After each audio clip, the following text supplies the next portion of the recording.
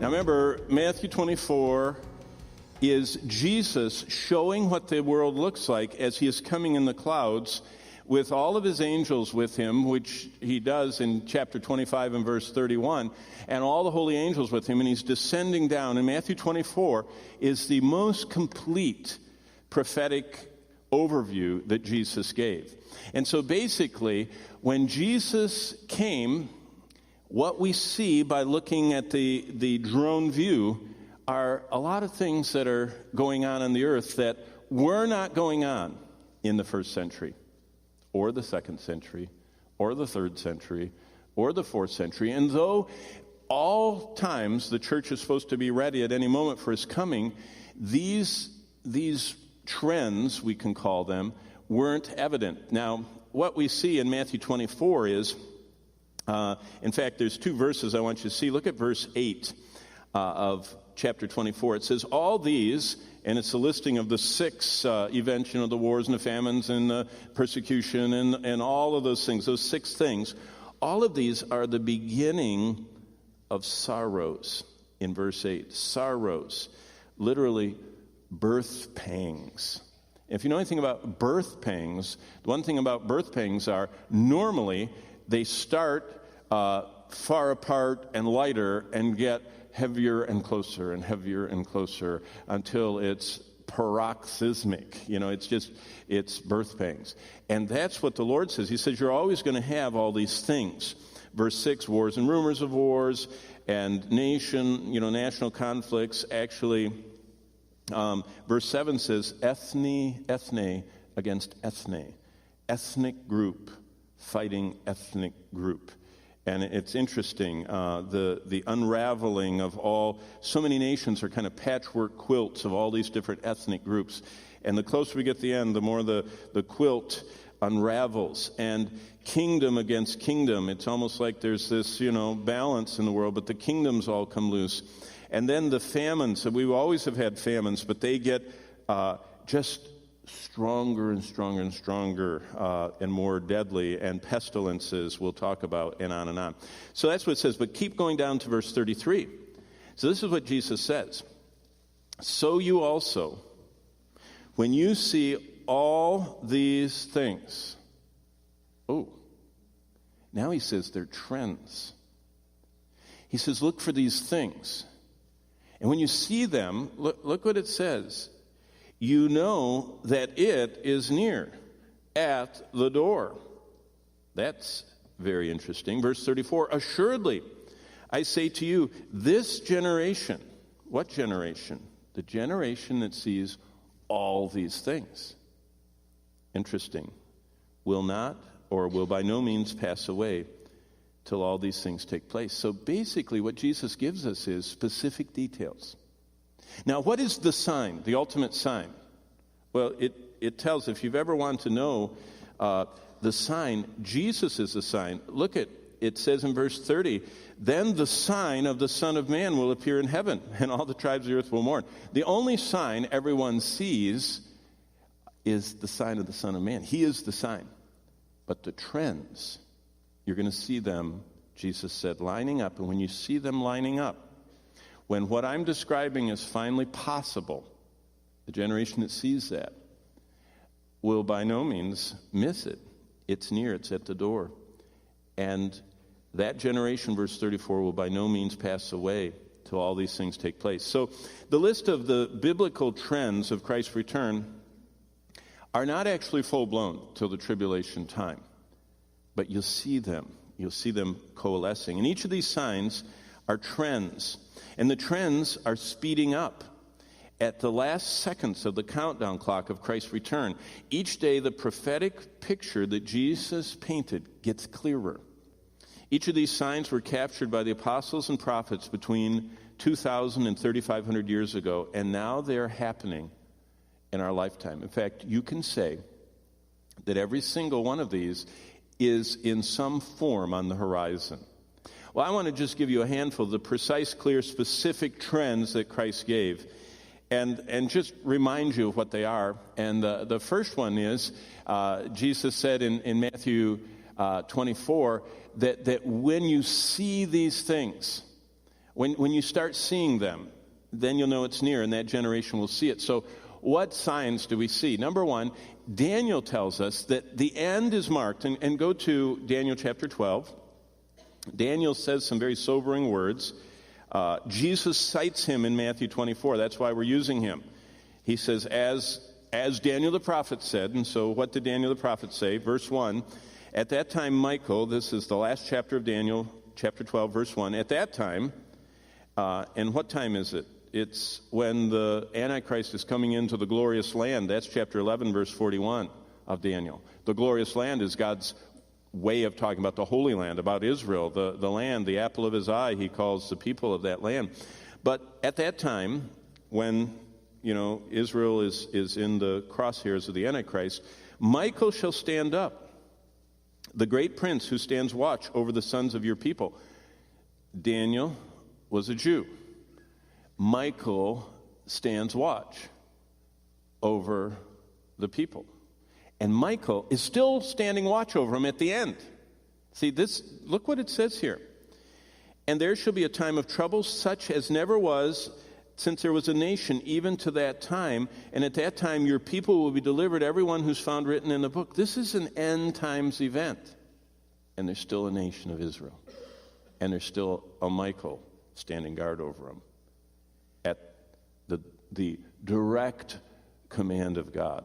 And so for those that think Israel is finished, God isn't aware of it, nor is his word. Only their traditions are, because they can't figure it out, because many people are still marked by the anti-Semitism of the reformers, and they were. Martin Luther was terribly anti-Semitic, sadly, but all of us have problems. And if God should mark iniquity, none of us would stand, and their problems were far fewer than ours. But it is a sad one that's perpetuated through the denominations. But keep reading to what Daniel says in verse 4. He goes through the resurrection and the verse 3, the rewards. Those who are wise will shine like the brightness, and those who turn many to righteousness. But now look at the trend, verse 4. But you, Daniel, shut up the words and seal the book until the time of the end. Okay, now what is it? How do we know it's the time of the end? Two things. Many shall run to and fro. This is global travel. Look at this. Did you know that 3.8 billion people will fly on an airplane this year? Did you know 1 billion of them will be in America? Doesn't mean there are only 300 and some million Americans. Some of us fly way more than others. But there are 3.8 billion human beings that are running to and fro. Do you understand? This is unbelievable. The same way of travel that was in the Bible times persisted all. Did you know we had no advances in travel from biblical times all the way through the time of Ben Franklin in the American Revolution? Did you know when he solicited the help of France, he went on a sailboat across the ocean? A sailboat. That's how Jesus went around the Sea of Galilee. That's how the Phoenicians took Jonah. Stuff hasn't changed since Bible times. But immediately after that, after the turn of the 1800s, we had the invention of the steam engine and the steamboat and the steam locomotive, and that went right from that into the internal combustion. And then we had all of that, the automotive, and then the Wright brothers took that internal combustion, they made the airplane. And then Goddard made and we all know all that, the rocket. And now we're just traveling. But it isn't just that. Look at the next, the other half. It's actually 4b. It says the global explosion of knowledge. Knowledge would increase, it says. It says, and knowledge shall increase. What's interesting is it's just happening around us. We're not thinking anything about it. We have gone from kilobytes to megabytes to gigabytes to terabytes to petabytes to exabytes. You probably don't even know about those, and zettabytes, and soon we'll be at yottabytes. And they just have to have new names for all these things. And what they're talking about is what they're doing. Did you know that in the last year they calculated this, and they're always behind because knowledge is exploding. But basically 4 years ago, the world produced 4 zettabytes. I had to look that up and count. That's 21 zeros is a zettabyte. Okay? Wow. 4 zettabytes of information in 2013. That's a 1 with 21 zeros. Or, now to put it in terms young people can understand, 304 million years, not hours, of 4K high-def video. 304 million years. That's 24 hours a day, 365, you know? It would be like having an HD movie of the world, you know, in high def for 304 million years of it. Or the equivalent, UCLA said, of every human on earth getting the information of 348 newspapers every day dumped onto them. So, to get a stack higher than me by a couple times of newspapers dropped on you every day is how much information we're producing. And our world is zettabyting. This month we saw the introduction of a whole new generation of computer chips. Each generation is basically doubling, that's the old rule. But the new chip is the AMD Ryzen.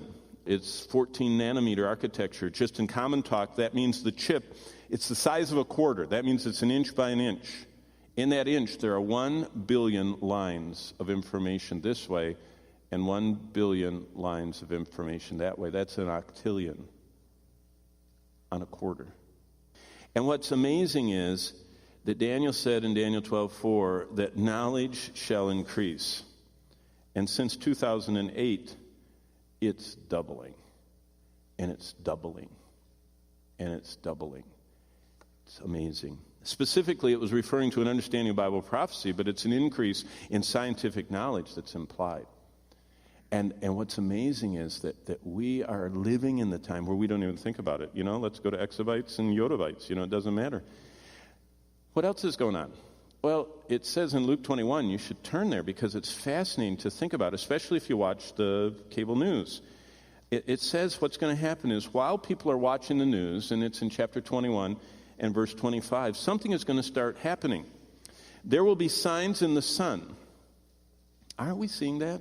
I don't know if you pay attention, but I was standing in a gas station. All of a sudden, the ATM machine in the gas station started going, started putting out receipts. Not money, receipts. It was not trained well. It should have been giving out 20s. But it was just giving out receipts. And the clerk and all of us went,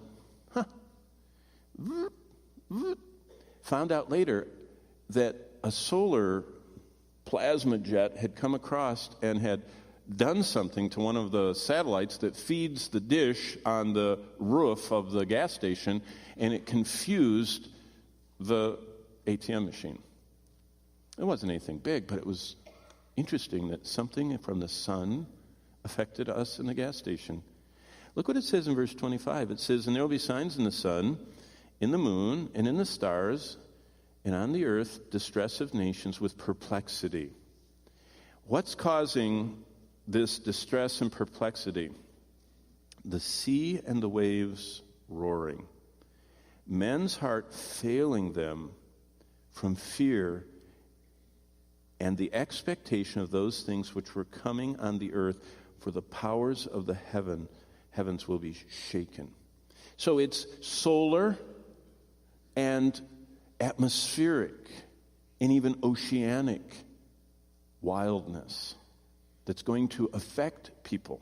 They're going to be watching the television of either the latest solar flare or the latest tsunami or earthquake or whatever, and it's all of a sudden it's not a movie, where The Rock, whatever his name is, comes in with a helicopter and saves his wife and Los Angeles crumbles. All of a sudden it's really happening.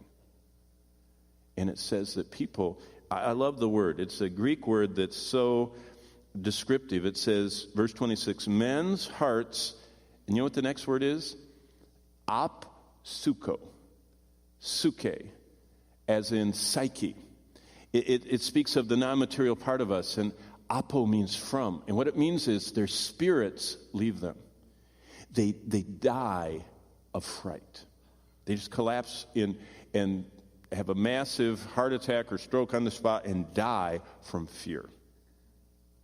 It's going to be amazing to be alive when there are global weather times going wild. And it says in Matthew 24:8, that's just the beginning. And the Greek word sorrows, the beginning of sorrows in Matthew, literally means birth pangs. And it's all the creation is under the curse of sin, so all of it is starting to have contractions. And Romans 8:21 says that because the creation itself will be delivered from the bondage of corruption. And so what's happening is the whole universe is starting to feel this transition that it's going through. It's groaning because of sin. And God says, I'm going to deliver you, and there's just all these convulsions going on. The Bible predicts that the entire world will see certain events unfold. The invention of the television and the deployment of global satellite networks during the 20th century allow news to travel the world at the speed of light for the first time. Remember, in the Apostle John's day, news traveled at the speed of horse. There was a period of time when the army was still fighting and their emperor had died and a new emperor was in and the war was over, but for months they kept fighting. Because the horse had the ride, and then the boat, and then the courier, and it got waylaid, and it never made it, and they kept fighting. And now people on Twitter know things before the news networks know them. Because the world is connected. It's never been before the 20th century. And what did Jesus say in Matthew 24:14? He said that this gospel of the kingdom will be preached in all the world as a witness to the nations, and then the end will come. This gospel must first be preached to all the nation. Today, portions of the entire Bible have been translated into 2,300 languages and dialects covering 90% of all the world's population. Never before. The sign of global evangelism. And then pestilence. I mean, we could go on and on about this. We've heard and thought about it. Despite an increase in scientific knowledge, deadly disease, which the Bible calls pestilence, will be prevalent. Verse 7 of Matthew 24 says, nation will rise against nation, kingdom against kingdom. And what we have is famines and pestilences. And then he said there's going to be this global tracking and positioning with digital money. We don't even think anything of it. Look, these are our friends. Look, this is our friend. Everyone has one in their pocket, or most everyone. Did you know these only work if they can instantly go to your account from the gas station and see whether or not you're legit and any suspicious holds are on you? Then it comes all the way back to the gas station and approves it, and then you put it in the gas, and then it goes all the way back to that bunker under Omaha where all this is kept, the clearinghouse, and they knew exactly the geographic spot you used that card. And then how about, Venmo and PayPal and Square Cash, and I could fill the board with them. I mean, these are really neat.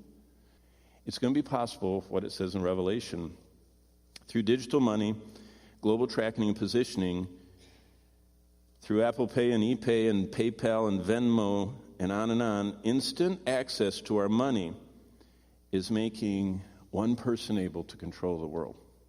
You see, we can control people financially. And then, these are the old ones, the sign of weapons of mass destruction. Look at this. This is a headline I clipped. The doomsday clock's most dire warning since the Cold War. This is the closest to midnight the doomsday clock has ever been in the lifetime of almost everyone in this room, and that was stated January 26, 2017. Now, that was a negative response to our current president, but it's a reminder that both the United States and Russia have enough to kill everybody over and over again, and the horrible weapons of mass destruction are proliferating, and we don't even need to talk about that. We know that.